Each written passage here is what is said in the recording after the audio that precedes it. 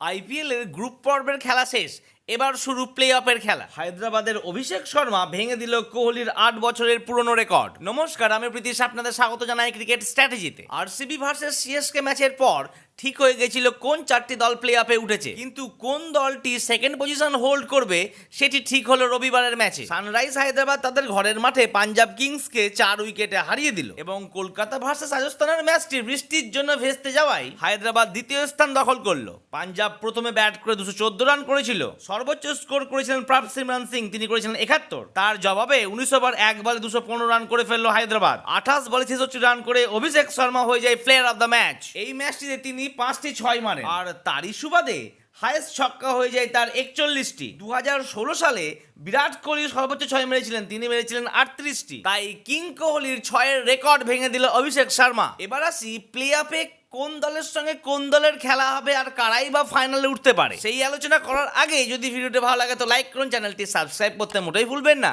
তাহলে প্লে অফের পজিশনগুলো একবার জানিয়ে দিই। প্রথমে কেকেআর, দ্বিতীয় হায়দ্রাবাদ, তৃতীয়তে রাজস্থান, আর 4 নম্বরে রয়েছে ব্যাঙ্গালোর। আগামী 21শে মে আহমেদাবাদের নরেন্দ্র মোদী স্টেডিয়ামে প্রথম কোয়ালিফায়ারের মুখোমুখি হতে চলেছে কলকাতা ভার্সেস হায়দ্রাবাদ।